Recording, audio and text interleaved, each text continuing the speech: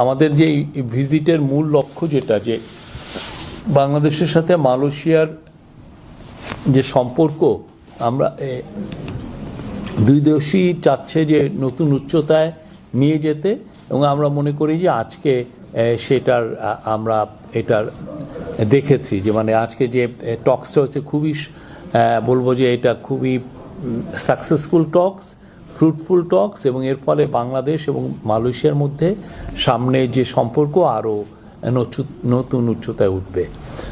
আজকে এই টক্সগুলোর মধ্যে মূল ইস্যুগুলো ছিল মাইগ্রেশন। আপনি জানেন বাংলাদেশি সরকারি হিসাবে 8 লক্ষ আছে, অনেকে বলেন যে এটার নাম্বার হবে 15 লক্ষ বাংলাদেশি এখানে কাজ করছেন। অনেকে এখানে আছেন সেকেন্ড হোম হিসেবে, অনেকে আছেন এখানে হাই স্কিল জায়গায়, অনেক প্রচুর প্রফেসর আছেন মালয়েশিয়ার প্রচুর ইউনিভার্সিটিতে, বাংলাদেশি প্রফেসর টিচার্স এবং প্রফেসর আছেন। তো মাইগ্রেশন নিয়ে কথা হয়েছে, মাইগ্রেশন ওয়েলফেয়ার নিয়ে কথা হয়েছে।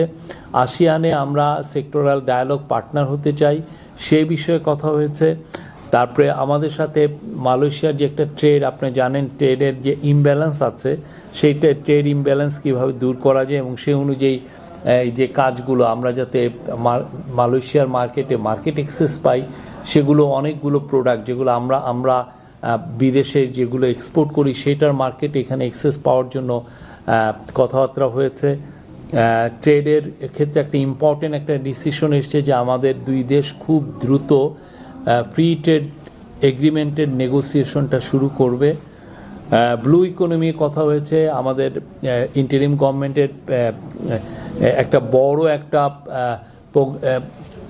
মিশন হচ্ছে যে বাংলাদেশের যে ডিপসি যে আমাদের যে টেরিটরি আছে সেখানে কিভাবে ডিপসি ফিশিং কিভাবে বাড়ানো যায় সেই বিষয় নিয়ে কথাবার্তা হয়েছে।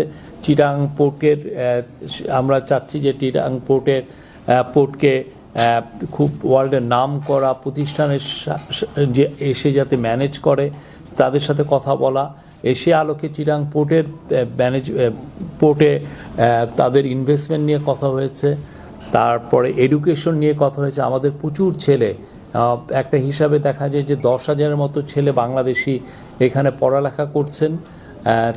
তারা যাতে গ্র্যাজুয়েশন করার পরে এখানে স্কিল লেবারের যে স্কিল ওয়ার্কারের যে ভিসা সেটা পান, সেই জন্য কথা হয়েছে। ডিফেন্স কোঅপারেশন নিয়ে কথা হয়েছে দুই দলে। রোহিঙ্গা ক্রাইসিস নিয়ে অনেক কথা হয়েছে। রোহিঙ্গা ক্রাইসিস আপনি জানেন যে রোহিঙ্গা সেই 2017 সালে 7.5 লক্ষের মতো রোহিঙ্গা বাংলাদেশে এসেছিলেন। তারপরে আরও এই যে গত 18 মাসে আরও 1.5 লক্ষ রোহিঙ্গা এসেছেন। তো প্রায় মোর দেন 1 মিলিয়ন রোহিঙ্গা এখন বাংলাদেশে আছে, এবং এই ক্রাইসিসটা আসলে দিনকে দিন মানে আমরা এই ইন্টারিম গভর্নমেন্ট খুব চেষ্টা করছে যে এই ক্রাইসিসটা কীভাবে রিজলভ করা যায়, এবং এই রিজলভ করানোর জন্যই আনোয়ার ইব্রাহিমের সাথে এই বিষয়ে আলাপ হয়েছে। মালয়েশিয়া বলেছে যে তারা আমাদের সাথে থাকবে, এবং আমাদের সাথে ওরা এবং ইন্টারন্যাশনাল যারা এই বিষয়ে যারা ইনভলভ সবার সাথেই তারা এঙ্গেজড হবেন।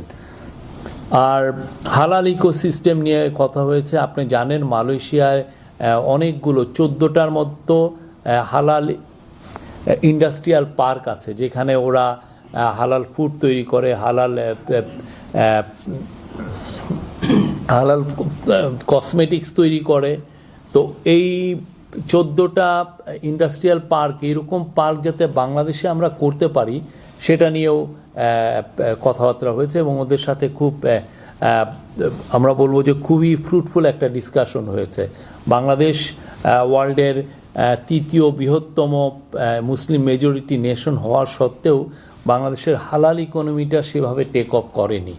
তো অথচ এই হালাল ইকোনমির সাইজ আজকে আমাদেরকে ওদের মালয়েশিয়ান এক অফিসিয়াল বললেন যে প্রায় $3 ট্রিলিয়ন।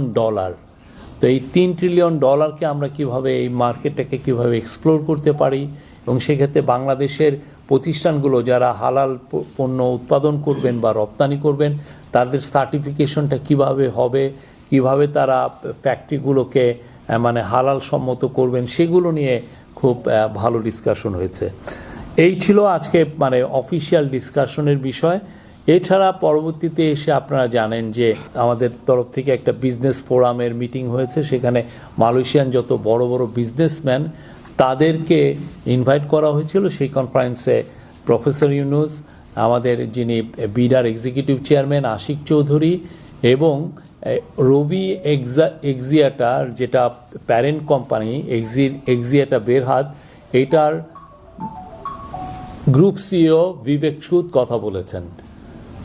এছাড়া আমাদের আমাদের ইয়েরও কথা বলেছেন, এফবিসিসিআর প্রধান এখন যিনি অ্যাডমিনিস্ট্রেটর আছেন ইনি কথা বলেছেন।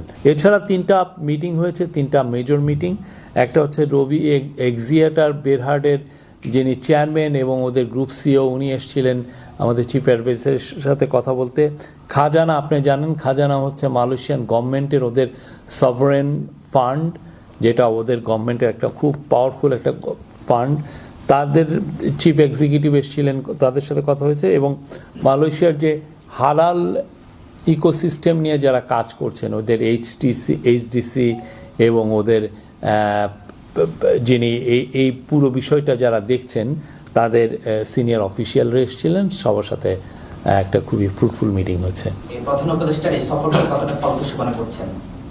সেকেন্ড যেটা, সেটা হলো আমাদের এখানে অসংখ্য অবৈধ অভিবাসী আছে, তাদের বিষয়ে প্রধান উপদেষ্টা আমাদের মালয়েশিয়ার প্রধানমন্ত্রীকে কোনো রিকোয়েস্ট করেছেন কিনা তাদের বৈধতা নিয়ে? থার্ড যে বিষয়টা, যেটা হলো ফ্রি ট্রেড নিয়ে কথা বলেছেন, আমাদের দীর্ঘদিন কিন্তু এই এফটিএটা চলে আছে, এই ব্যাপারে আদৌ কোনো ডিসিশন কি বাংলাদেশ পাবে কিনা? আমি থার্ড থেকে যাই, আমি পরে। থার্ড কোশ্চেনটা হচ্ছে এফটি, আমরা আজকে যে বায়োলেটারাল যেটা টকস হলো, এটা হাই লেভেল, আমাদের পক্ষ থেকে চিফ অ্যাডভাইজার ছিলেন, ওদের পক্ষ থেকে আনোয়ার ইব্রাহিম ছিলেন। সেখানে এটা বলা হয়েছে যে এফটিএ যে নেগোসিয়েশন খুব দ্রুত শুরু হবে।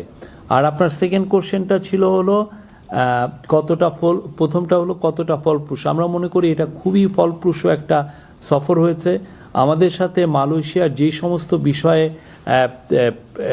আমাদের সাথে তাদের সম্পর্ক আছে, যে সমস্ত বিষয়ে আমরা বারবার তাদের সাথে কথাবার্তা বলি, প্রত্যেকটা ইস্যু এসছে এবং খুব ক্যান্ডিড আলোচনা হয়েছে, খুব ভালো মতো ফলপ্রসূ আলোচনা হয়েছে। আপনি মাইগ্রেশনের ইস্যুটা এসেছে, যেটা খুবই ইম্পর্টেন্ট একটা বিষয়, প্লাস ট্রেডের ইস্যু এসেছে, ট্রেড অ্যান্ড ইনভেস্টমেন্টের স্পেসিফিক। আমাদের তরফ থেকে আমরা তাদেরকে বলেছি যে নতুন নতুন এরিয়াতে যাতে আমাদের বাংলাদেশি ভাই বোনদেরকে নেওয়া হয়, যেমন ধরেন কেয়ার গিভারে একটা খুব ভালো একটা এখানে সম্ভাবনা আছে, সিকিউরিটি গার্ড। আরেকটা হচ্ছে যে আপনার স্কিল লেবারে আপনি জানেন মালয়েশিয়া সেমিকন্ডাক্টরে মালয়েশিয়া খুবই উন্নত করছে এবং প্রচুর তাদের ইনভেস্টমেন্ট এসছে। তো সেমিকন্ডাক্টরে যাতে আমাদের ছেলেমেয়েরা যারা এখানে পড়েন, ধরেন ইলেকট্রিক্যাল ইঞ্জিনিয়ারিং, তারা যেন এখানে এই কাজটা করতে পারেন, সেই জন্য আলাপ হয়েছে। প্লাস আমাদের যারা ডক্টর ইঞ্জিনিয়ার যাতে মালয়েশিয়া এসে কাজ মানে হাই স্কিল লেবারে ওয়ার্কে কাজ পান, সেই জন্য এই কথাবার্তাও হয়েছে।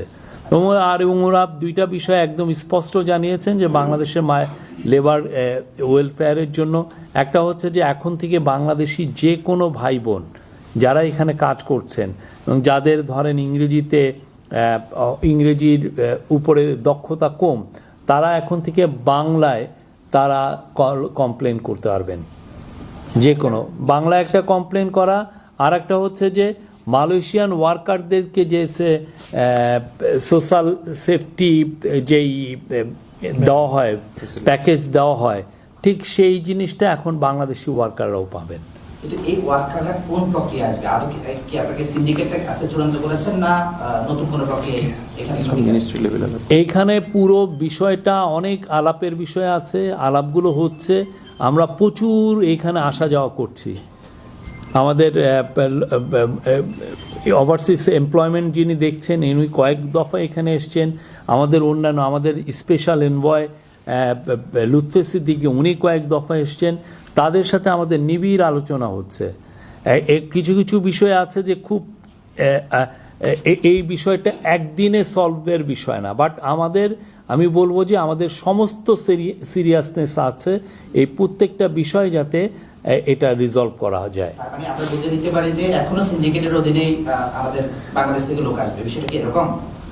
আপনি নিজে কনক্লুশন ড্র করছেন। না, এটা আপনার কাছ থেকে জানতে চাচ্ছি বিষয়টা। আমি বলছি তো মালয়েশিয়ার সাথে আমাদের খুব সিনসিয়ার আলাপ হচ্ছে, ভালো আলাপ হচ্ছে, এবং অলরেডি আমরা অনেক বিষয়েই দেখছি যে মাইগ্রেশন ওয়েলফেয়ারে তারা যথেষ্ট সাড়া দিয়েছেন এবং তারা আমাদেরকে সাথে খুব ভালোভাবে কাজ করছেন। আমরা তাদের সাথে খুব ভালো কোঅপারেশন করছি।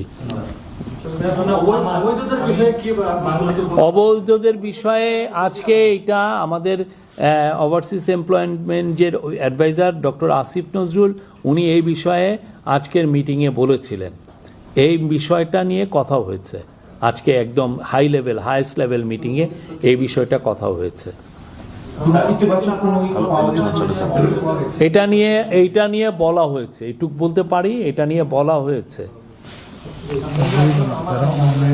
এটা হচ্ছে অবৈধ না, এদেরকে বলবেন হচ্ছে ইরেগুলার এবং আনডকুমেন্টেড। এরা ওইটা নিয়ে আলাপ হয়েছে, সব কিছু নিয়ে আলাপ হয়েছে। আমরা শব্দটা হচ্ছে ইরেগুলার এবং আনডকুমেন্টেড, হয়তোবা অনেকে আনডকুমেন্টেড হয়ে গেছেন, বাট এটা হচ্ছে যে ইরেগুলার এবং আনডকুমেন্টেড যারা ওয়ার্কার আছেন বাংলাদেশি ভাই বোন, তাদেরকে নিয়েও আলাপ হয়েছে।